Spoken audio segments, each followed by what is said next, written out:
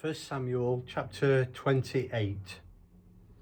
During this time, the Philistines mustered their troops to make war on Israel. Achish said to David, "You can count on this.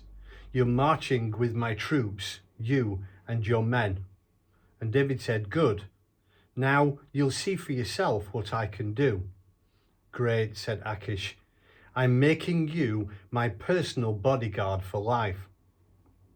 Samuel was now dead. All Israel had mourned his death and buried him in Ramah, his hometown. Saul had long since cleaned out all those who held séances with the dead. The Philistines had mustered their troops and camped at Shunem. Saul had assembled all the troops and camped at Gilboa. But when Saul saw the Philistine troops, he shook in his boots, scared to death. Saul prayed to God, but God didn't answer, neither by dream nor sign, nor by prophet. So Saul ordered his officials, "Find me someone who can call up spirits, so I may go and seek counsel from those spirits." His servant said, "There's a witch at Endor." Saul disguised himself by putting on different clothes.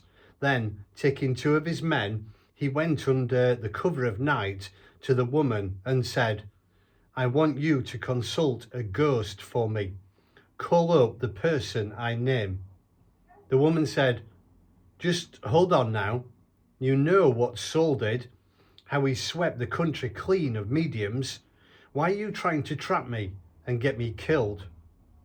Saul swore solemnly, "As God lives, you won't get in trouble for this." The woman said, "So whom do you want me to bring up?" "Samuel. Bring me Samuel." When the woman saw Samuel, she cried out loudly to Saul, "Why did you lie to me? You're Saul." The king told her, "You have nothing to fear. But what do you see?" "I see a spirit ascending from the underground." "And what does it look like?" said Saul. "An old man ascending, robed like a priest." Saul knew it was Samuel. He fell down, face to the ground, and worshipped. Samuel said to Saul, "Why have you disturbed me by calling me up?" "Because I'm in trouble," said Saul. "The Philistines are making war against me, and God has deserted me. He doesn't answer me anymore, either by prophet or by dream, and so I'm calling on you to tell me what to do." "Why ask me?" said Samuel. "God has turned away from you, and now on the side of your neighbor. God has done exactly what he told you through me. Ripped the kingdom right out of your hands and given it to your neighbor. It's because you did not obey God, refused to carry out his seething judgment on Amalek, that God does to you what he is doing today. Worse yet, God is turning Israel along with you over to the Philistines. Tomorrow, you and your sons will be with me. And yes, indeed, God is giving Israel's army up to the Philistines." Saul dropped to the ground, felled like a tree, terrified by Samuel's words.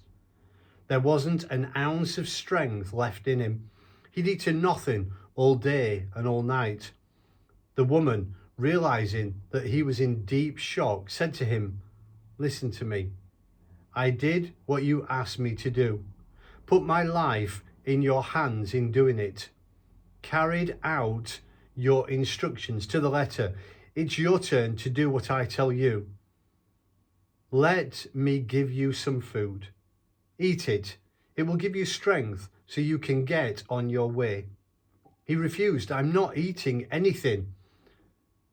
But when his servants joined the woman in urging him, he gave in to their pleas, picked himself up off the ground and sat on the bed.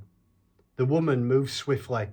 She butchered a grain-fed calf she had, took some flour, kneaded it, and baked some flatbread.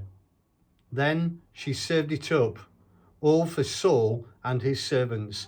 After dining hands solemnly, they got up from the table and were on their way that same night.